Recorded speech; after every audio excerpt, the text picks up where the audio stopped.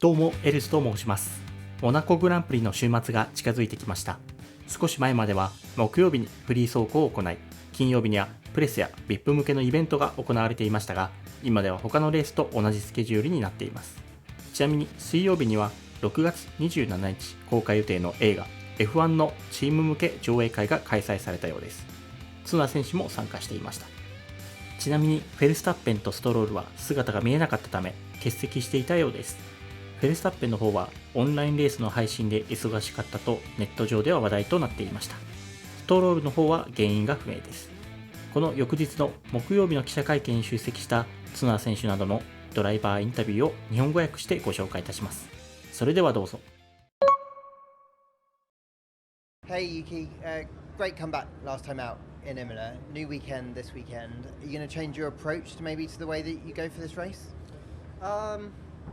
Yeah, I mean, I think to be honest, the approach I was doing qualifying. I don't think it's this first time I've done it. You know, like I just it's not like I just done suddenly in that qualifying.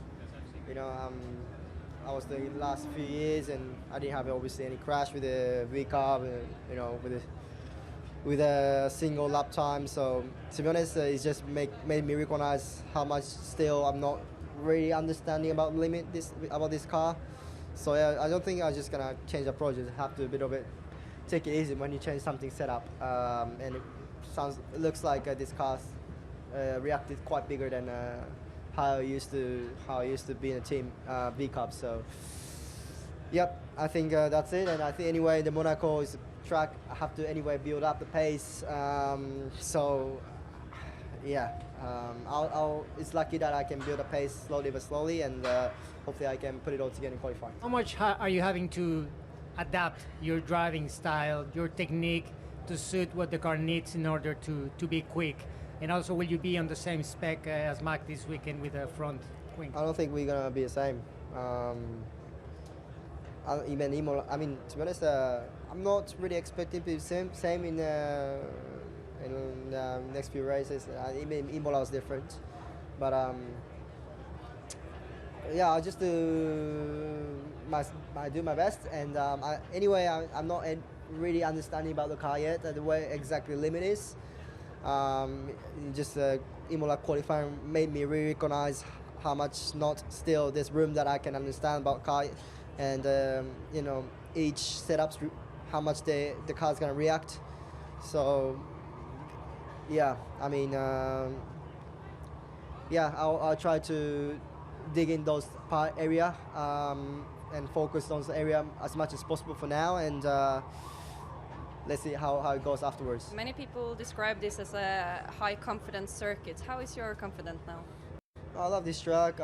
Good memories last 2 years, especially. Last year had a good results, so I had a good confidence in this track. Again, it's a different team, and obviously the car behaves probably slightly different to how I used to drive. So probably I have to slightly take it easy more than usual. But it's just anyway, the Monaco, you know, none of the driver probably will drive 100% from FP1 anyway. So yeah, I'll just focus on myself and build up from FP1 and put it all together in qualifying. David Croft, Sky Sports F1. A question from Max. I think we're all in agreement that qualifying here this weekend could be the most important of the season. So take us through your approach to qualifying. And yeah, you steadily get better and better as the sessions go on. But do you push from the outset? Do you know how hard you can push by the time you get to Q3? What Yuki Tsunoda was saying, your approach is quite unique. So just give us an insight into how you go into a qualifying session. I guess it also depends a bit where you are on the grid, right? Because let's say if you're on the back, you need to push flat out in Q1 to make it out or try and make it out. So let's first find out where we are on the grid. But then, Monaco is a special one where you do push, but the track is also coming to you quite a bit, even in qualifying.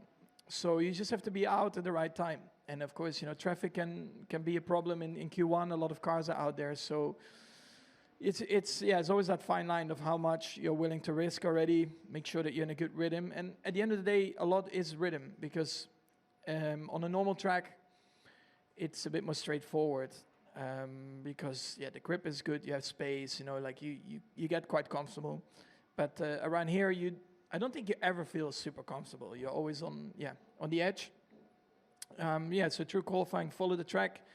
And get in that nice rhythm, make sure that the car is to your liking, make sure that the tire's in the right window, but it all sounds very easy. It's not that straightforward, unfortunately. And I think at the end of the day, also now with the C6 compound, I have no idea how they are going to respond around here as well. So that's something that we all have to, I guess, figure out as well. All the drivers, all the teams. Thank you, Max. Ahead of the FIA Formula One Monaco Grand Prix. Two groups coming your way as ever. Group 1 in front of you now, Pierre Gasly, Charles Leclerc and Isaac Hadjar. Now, a question to you all to start with. There was a special screening of F1 the movie last night. Can we get your thoughts? What did you think? Pierre, let's start with you. Well, honestly, it was really cool to be able to watch the movie for the first time. I think it looked great. I think for Formula One, for the sports, it's an amazing opportunity to dive into our world, and it's a Hollywood movie. But personally, I'm a big fan of Brad Pitt, which he makes us all look very good as a Formula One driver. And I think the production did a fantastic job. To have the real. Well, I don't want to give too much away. I don't know how much I can say, but definitely hope that people from the outside is gonna enjoy it. Thanks, Pierre. Charles? No, it was really cool. I mean, obviously, it's we are looking at it as Formula One drivers, and we always try and see all the small details that are not exactly the way we are living things. But it's just very Hollywood-like, and I think that's really, really cool because it's not for F1 drivers at the end, it's for a broader audience, and I thought that, it's absolutely great for the sport to have a movie like that. The scenes are incredible. I'm super impressed by how the camera was put onto the cars and the angles that we see from the cars driving. I know that Brad drove a little bit the car as well himself, which is very impressive, and I'm sure he enjoyed it. So it's really cool, and I think for F1 it's amazing because obviously we are reaching people that we wouldn't have reached without this movie as well, and there's a cool storytelling as well, so that's nice. Thank you. And Isaac, please.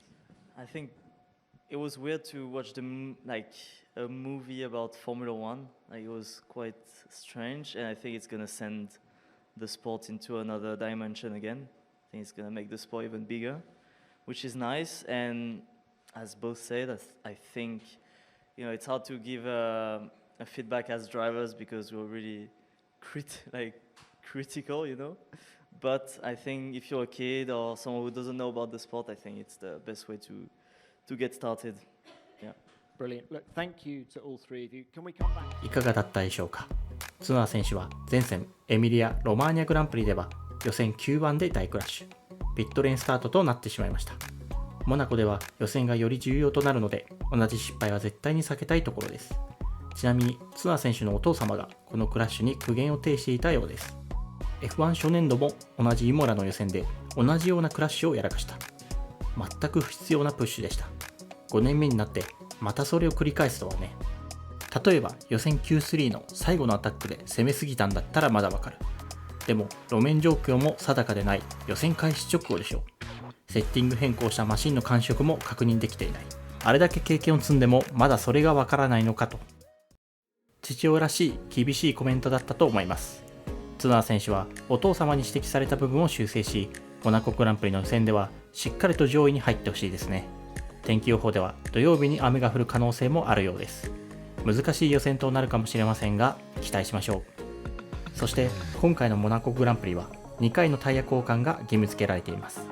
去年1周目で赤旗となり、そこからひたすら順位変更のないパレードランとなったことでレースを面白くするための変更ですが、果たしてどんな戦略が取られるのでしょうか。個人的には1周目でピットするマシンが多い気がします。1周目でピットインして序盤にもし赤旗が出るようなクラッシュがあれば、その時にもタイヤ交換をすることで2回交換義務を消化できると思います。モナコだと赤旗が出る可能性も高いので、特に下位チームにとってはギャンブル戦略として実行しやすいのではないでしょうか。またクラッシュ後、セーフティーカーとなるのか、それとも赤旗となるのかの判断も重要となりそうです。セーフティーカーだと思ってすぐにピットに入って、その後赤旗となるとステイアウトしたマシンに対してポジションを落とすこととなります。果たしてどんな戦略が繰り広げられるのでしょうか。また今後も F1 に関しての情報をまとめた動画を制作していく予定です。継続するためにもぜひいいねやチャンネル登録をお願いいたします。ドライバーのインタビューの内容について、また動画の感想などコメントでいただけると嬉しいです。それでは。